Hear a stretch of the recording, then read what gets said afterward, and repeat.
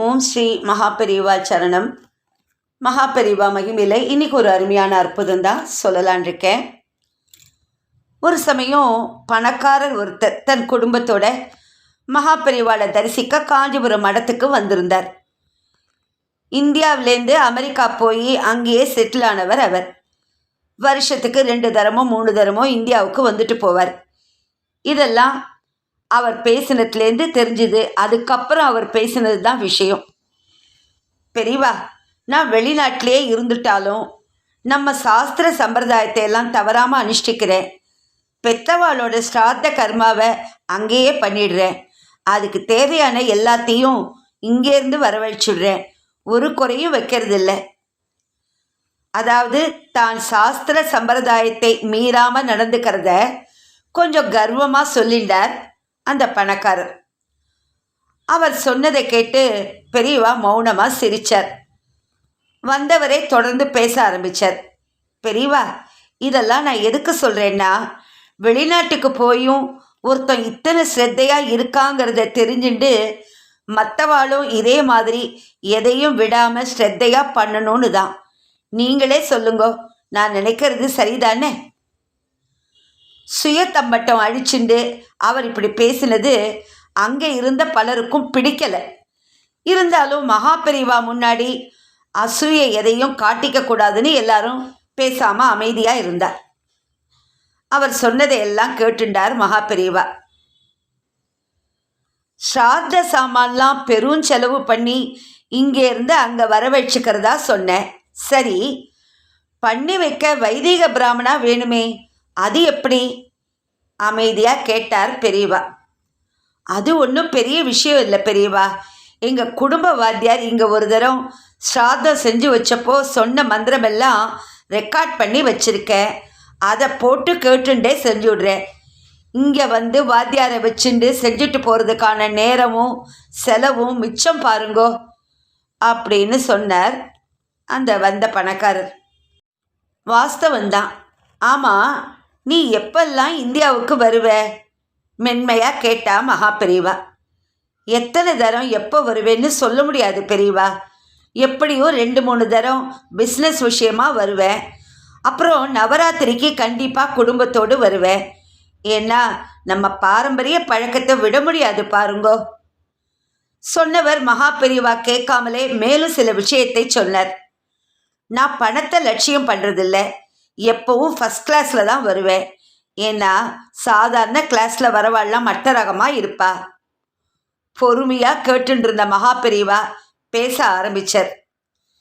நீ சொல்கிறதெல்லாம் உன் வரைக்கும் சரிதான். ஆனால் அதெல்லாம் வாஸ்தவத்தில் சரியான்னு நினச்சி பார்த்தியோ? நிறைய பணம் இருக்கிறதுனால மற்றவாளை மட்ட ரகம்னு சொல்கிறேன். இங்கேருந்து எல்லாம் வாங்கிட்டு போய் அங்கேயே பித்ருக்காரியம் பண்ணுறதா சொல்கிறேன். ஆனால் பித்ரு தேவதைகள் அந்த பரதேச பூமியில் எப்படி வந்து பிண்டம் வாங்கிக்குவா? எனக்கு தெரிஞ்ச பித்ருக்கள் எல்லாம் அமாவாசை, மாச தர்ப்பணம், மகாலய தர்ப்பணம், ஸ்ராத்த திதி, இதில் எல்லாம் இந்த பாரத பூமியில் பரத கண்டத்தில் மட்டும்தான் வந்து வாங்கிக்கிறதா சாஸ்திர விதி இருக்குது. அது தெரியாமல் பாவம் நீ கடல் கடந்து போய் எங்கேயோ இருந்துண்டு டேப் ரெக்கார்டில் கேட்குறத வச்சுண்டு பித்ருக்காரியம் பண்ணுறதா சொல்கிற. அவள்லாம் இங்கே வந்து பார்த்து நீ பிண்டம் தரலன்னு நினச்சி பட்னியோட உன்னை சபிச்சுட்டுன்னா போயிட்டு இருப்பா. பெரியவா சொன்னதை கேட்டு பதறி போயிட்டார் அந்த பணக்காரர். பெரியவா, மன்னிக்கணும், செய்யறது தப்புன்னே தெரியாமல் இருந்துட்டேன், குரல் நடுங்க சொன்னார். நவராத்திரிக்கு வர்றேன்னு சொல்கிற உனக்கு பித்ருக்காரியம் பண்ண அந்த திதியில் இங்கே வர மனசு இல்லையே? உன் தோப்பனார் தாயார் மேலே உண்மையாக பக்தி இருந்தா இத்தனை வருஷம் பண்ணின தப்புக்கு பிராயச்சித்தமாக உன் குடும்ப வாத்தியார்கள்கிட்ட கலந்து பேசி அவா சொல்கிற திதியில் பித்ருக்கர்மாக்களை பண்ணிட்டு வா. அப்புறம் ஆசீர்வாதம் பண்ணுறேன். பித்ருக்களோட ஆசீர்வாதம் இருந்தாதான் மற்றதெல்லாம் பிரயோஜனப்படும். புரியறதா? அந்த பணக்காரர் அப்படியே ஆடி போயிட்டார். கண்லேருந்து ஜலம் பெருகி வழிஞ்சுது. தெய்வமே, என் கண்ணை திறந்துட்டேன். முட்டாள் நான் தப்பு பண்ணிட்டேன். இப்போவே போய் எல்லாத்தையும் பூரணமாக செஞ்சுட்டு அப்புறம் உங்கள் சன்னதிக்கு வரேன். சாஷ்டாங்கமாக நமஸ்காரம் செஞ்சுட்டு புறப்பட்டார். கொஞ்ச நாள் கழித்து குடும்பத்தோடு வந்து பெரியவாளை நமஸ்காரம் பண்ணினார் அந்த பணக்காரர். ஸ்ராத்தம் பரிகாரம் எல்லாம் திவ்யமாக பண்ணி முடிச்சியா? இப்போ என்னோட ஆசீர்வாதம் உங்களுக்கு பரிபூர்ணமாக உண்டுன்னு சொல்லி ஒரு தாம்பாளத்தில் கல்கண்டு, பழம், வில்வம், விபூதி, குங்குமம் எல்லாம் வச்சு கொடுத்து எல்லாரையும் ஆசீர்வதித்தார் மகா பெரியவா. எப்படி ஒருத்தர் செஞ்ச தப்பை உணர்த்தி அவருக்கு புரிய வச்சு அவருடைய கர்வத்தை போக்கி அனுகிரகம் புரிஞ்சிருக்கா மகா பெரியவா.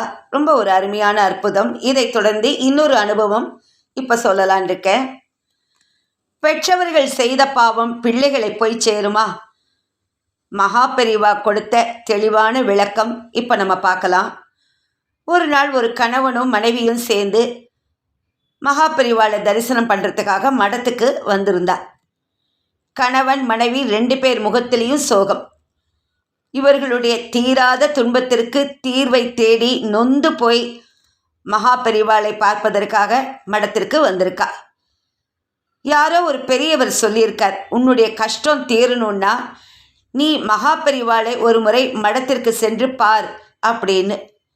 அந்த பெரியவரின் சொல்லை ஏற்று இந்த 2 பேரும் மகா பெரியவாளை தரிசனம் பண்ண வந்திருக்கா. 2 பேரும் சேர்ந்து தான் உட்காண்டிருந்தா. ஒரு கட்டத்தில் மனைவி கணவரை பார்த்து கோபத்தோடு எழுந்து கணவரை விட்டு ஒரு அடி தள்ளி போய் உட்கார்ந்துட்டார். இதை மகா பெரியவா உள்ளே இருந்து பார்த்துட்டு தான் இருந்தார். தன்னுடைய சீடனை விட்டு மகா பெரியவா அந்த மனைவியை மட்டும் உள்ளே அழைச்சிட்டு வர சொல்லி சொன்னார். அந்த மனைவியும் உள்ளே வந்து மகா பெரியவாளை பார்த்து வணக்கம் சொல்லிவிட்டு ஒரு நமஸ்காரம் பண்ணிட்டு முகத்தில் கலக்கத்தோடு குழப்பத்தோடு தயக்கத்தோடு நின்றுண்டிருந்தார். உடனே மகா பெரியவா அந்த பெண்ணை பார்த்து இருக்கையில் அமரச் சொன்னார்.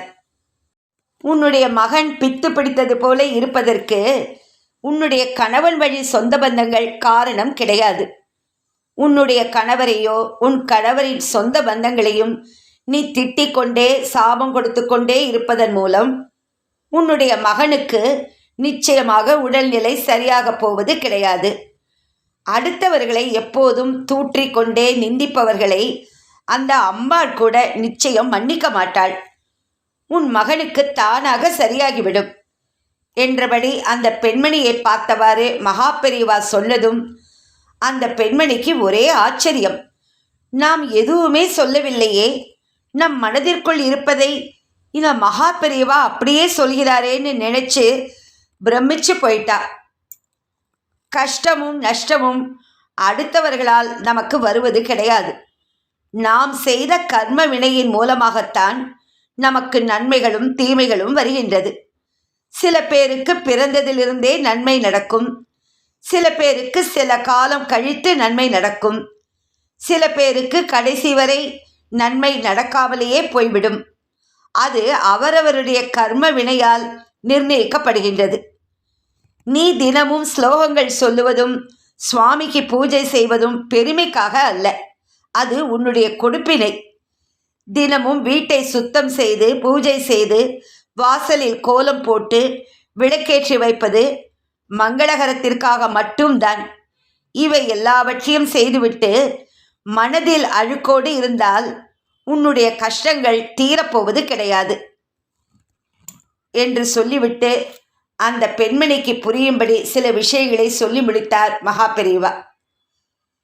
பிறகு இந்த பெண்மணியை வெளியில் உட்காரச் செய்துவிட்டு கணவரை மட்டும் உள்ளே வரச் சொன்னார். கணவர் வந்து மகா பெரியவாளிடம் ஆசீர்வாதம் வாங்கி கொண்டு மகா பெரியவா முன்பு அமர்ந்து கொண்டார். 10 நிமிடங்கள் அமைதியாக நேரம் கழிந்தது. பிறகு வெளியில் உட்கார்ந்திருக்கும் மனைவியையும் உள்ளே அழைத்தார். கணவன் மனைவியும் சேர்ந்து மகா பெரியவாளிடம் ஆசீர்வாதம் பெற்றுக்கொண்டார்கள். நீங்கள் இருவரும் இப்போது வீட்டிற்கு செல்லுங்கள். ஒரு மண்டலம் கழித்து உங்களுடைய பிள்ளையோடு திரும்பவும் என்னை மகிழ்ச்சியோடு வந்து சந்திப்பீர்கள் அப்படின்னு ஆசீர்வாதம் வழங்கினார் மகா பெரியவா. என்ன ஆச்சரியம்! 48 நாட்கள் கழித்து கணவன் மனைவி மனநிலை சரியில்லாத அந்த பிள்ளை மூவரும் வந்து மகா பெரியவாளிடம் பிரச்சனைகள் எல்லாம் சரியாகிவிட்டது அப்படின்னு சொல்லி ஆசீர்வாதம் பெற்றார்கள். கணவன் மனைவி தம்பதியர்களாக வந்தார்கள் அல்லவா? அவர்களுடைய பிள்ளை பிறக்கும்போது புத்திசாலியாகத்தான் பிறந்திருக்கிறான். பிறகு படித்தான், பிறகு நல்ல வேலைக்கும் சென்றான். ஆனால் வேலைக்கு சென்ற சில நாட்களில் அவனை அறியாமலேயே சில மாற்றங்கள் அவனுடைய உடம்பில் நிகழ்ந்திருக்கின்றன. அதாவது அவனுக்கு பித்து பிடித்தது போல சுபாவம் வந்துவிட்டது. யாருடைய துணையும் இல்லாமல் அவனால் வாழ முடியவில்லை. சுருக்கமாக எல்லோருக்கும் புரியும்படி சொல்லப்போனால் அவன் பைத்தியமாக மாறிவிட்டான். எவ்வளவோ மருத்துவரை போய் பார்த்தும் அவனை குணப்படுத்த முடியாமல் இறுதியாக பெற்றவர்கள் பிரச்சனைக்கு தீர்வு காண மகா பெரியவாளை தேடி வந்தார்கள். இப்போது தீர்வும் கிடைத்துவிட்டது. கடைசியாக மகா பெரியவா அந்த தம்பதியரை பார்த்து சொன்னது இதுதான்: நமக்கு வரக்கூடிய கஷ்டங்களுக்கு காரணம் அடுத்தவர்கள் கிடையாது. நாம் செய்த கர்ம வினைதான் நம் பிள்ளைகளை போய் சேர்கிறது. ஆகவே கஷ்டம் என்று வந்தவுடன் அந்த கஷ்டத்தை வைத்து அடுத்தவர்களை நாம் எப்போதும் நிந்திக்கக்கூடாது. அதாவது அந்த பெண்மணி தன்னுடைய மகனுக்கு வந்த மனநோய்க்கு காரணம் கணவன் வழி சொந்த பந்தங்கள் தான்.